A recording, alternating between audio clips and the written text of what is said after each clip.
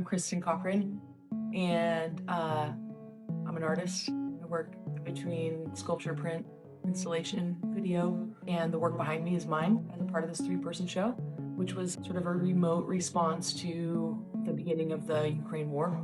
I'm from the Pacific Northwest, and yeah, that's that. I have three pieces here. They are sculptural prints that I made intuitively as a response to the media imagery at the beginning of the war. And so these are three screenshots sized up, but the format of the phone is kept true to my iPhone.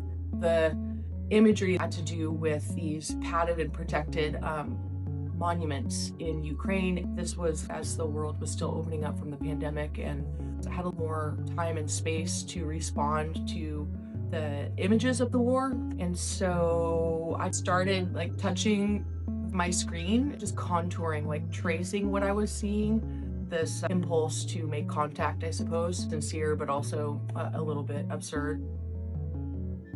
There's scaffolding in a lot of the imagery, and I would sort of position my hand in the negative space around the monument to cradle it or support it or sort of pretend that I was another level of scaffolding.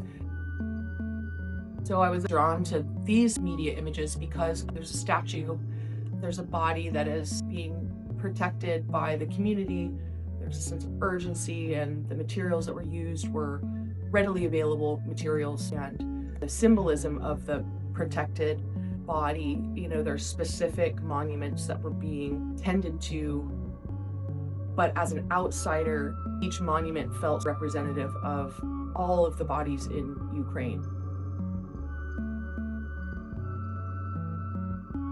Surface is something that's important to me. It can be overlooked just with the initial curiosity with what am I looking at? I guess the next layer of information is physical, and the image itself is paired with a surface that's like a monoprint almost, not using ink, but using the wheat starch paste that is the glue that keeps the tiled images together.